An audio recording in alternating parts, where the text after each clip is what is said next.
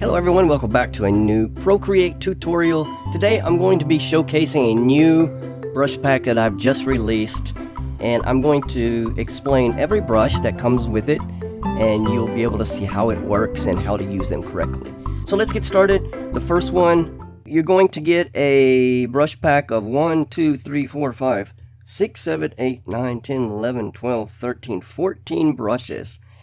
And it's on sale over on Gumroad. You can go check that out. I'll leave a link in the description below. But it's a great deal, and these are all the brushes that are my go-tos. So the first one I want to talk about is the Authentic Pencil brush. Let me change it to black so we can get this kind of pencil color. And I have worked so hard on this one to get it just right so it looks like a authentic pencil, and that's why I named it Authentic Pencil. So it's got a little bit of texture to it. There's all kinds of ways that you could use this, including using it as a coloring tool.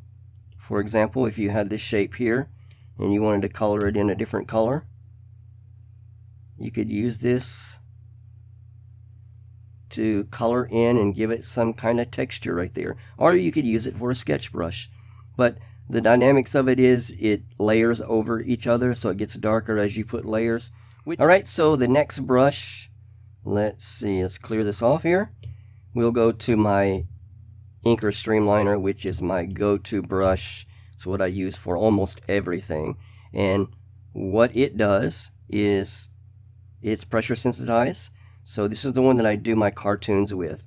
So you get this thin to thick to thin, and it depends on how hard you push on the brush. So you have to have a stylus that has pressure control. I think the new Apple Pencil doesn't have pressure control. I would not recommend that one. Get a used one if you can't afford a new one, but something with pressure control works really well. And the way I use this is when I want to do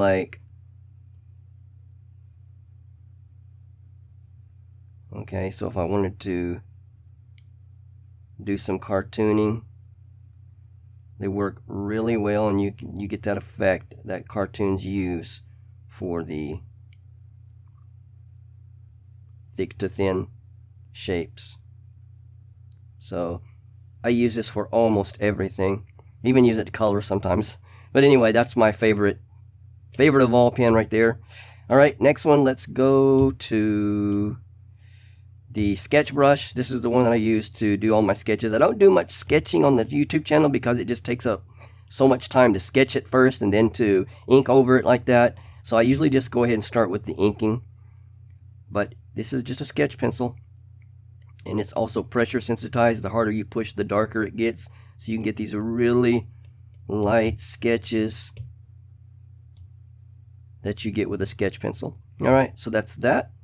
Let me see what we got next here. We got the Mono Streamliner. So this one's a little bit different than the one that you get with the Procreate program. The reason I didn't like the one with the Procreate program is because it doesn't let you get smaller. So I needed something to be even smaller than that one. So this one allows you to go super small. So you can see how thin that line is right there. Alright, and then it lets you get all the way up to this size. Alright, and it's also got the drawing assist on it, so it kind of straightens out your lines, but that's the one I use instead of the one that comes with the program itself. Next one is my paintbrush. This is one that I use when I need to fill in some larger areas. So next one is a Copic marker that I created. So I don't know if you know what Copic markers is. You can do a search on Google and see. It is the brushes or the pens that most anime artists use here in Japan. They are very, very expensive. If you want to get a full set, they're probably $500 or something like that. So I've kind of recreated the way that they work. So what they do is they're a alcohol-based marker.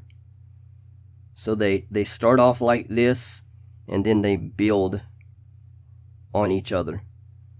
So the more you go over it, the darker it gets. So that's how Copic markers work. And then you can layer over them in different colors. But this is the go-tos. of all of the anime artists from Japan. So what you could do is, in conjunction with this brush, I've also given you a smudge brush. So if you go to the little hand right here, that's your smudge tool. And if you change that to the Chamel smudge brush, now you can start blending these even more. So you can really get some really nice gradients by using these two together. So you can see how that blue and that red is just fading in together. And then you create a new color. You can sample it and go back to your brush again. And now you've got that light purple color right there. I used that brush a lot, so in the background here, in the way they're kind of just fading in. We have my fur brush. Now I've had a question recently from one of the subscribers, and they asked me, can you do a tutorial on how to do the realistic fur?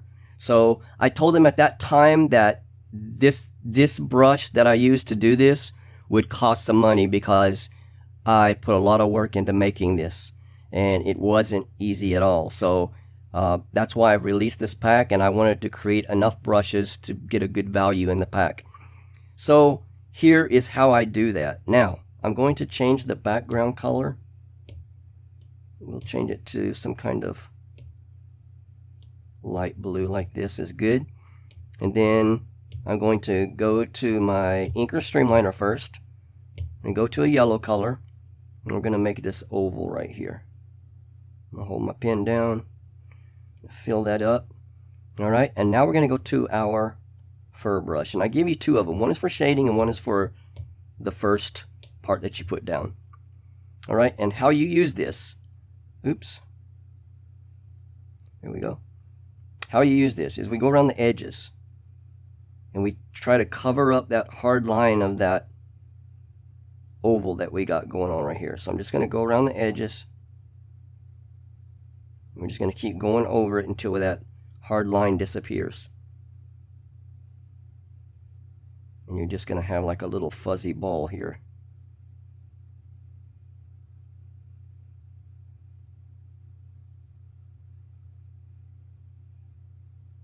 Okay.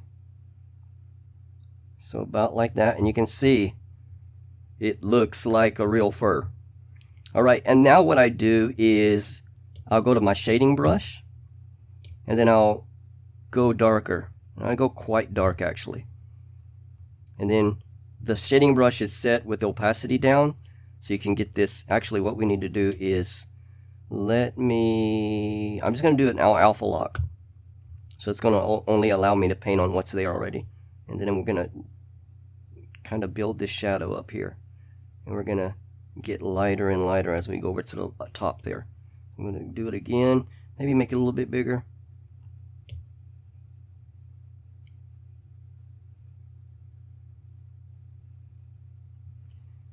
And you can see the way that it overlaps, it starts giving this layered effect and 3D effect. Okay. So that's something that I want, and you can just keep working on this until you get a good gradient. And then what I do is I'll turn it really light, and we'll go from the top down now. And we'll kind of fade it this way too. Okay, and now you can see that fuzzy little ball we got going right there. And then what I like to do is on this very bottom here is I'll put like a little white or light shadow on the bottom. A little white reflection there on the bottom. Okay, so that's that part, and it gives it this very 3D and rounded effect. Alright, next thing we're going to do is we're going to go back to our fur brush again. I'm going to change this to black, and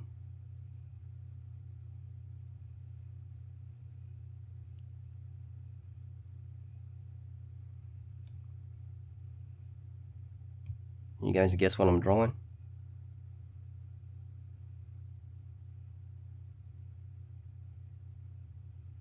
If you guessed a bee, you are correct. So there we go. We got a little fuzzy bee here. And I'm going to go to my inker streamliner here. We're going to make 2 little eyes. Let's do one right there, and we'll spread it in a little smile. Okay, and then let's give him some pink cheeks.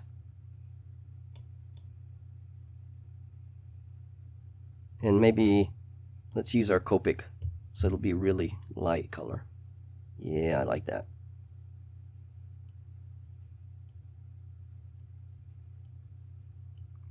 Okay, and now let's start a new layer and we'll put it under, and then go back to my, not my paintbrush, my inker streamliner. We're going to go to black, and let's create little antennas for them. Okay, and now let's make some wings for him. So I'm going to click, not fully white, but kind of an off-white. And what brush can we use for the wings? Let's do a sketchy crayon.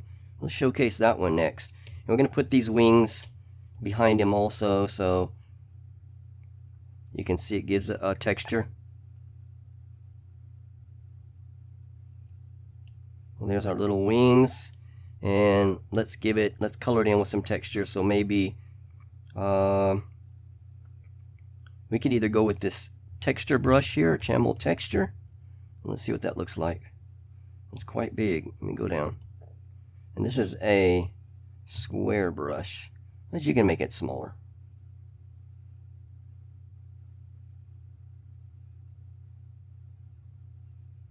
Okay.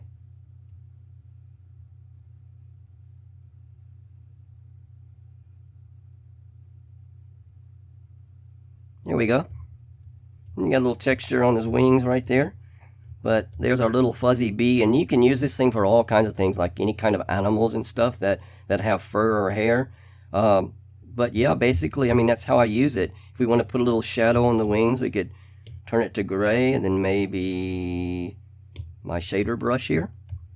Let's see if we can put that onto clipping mask and see what that looks like.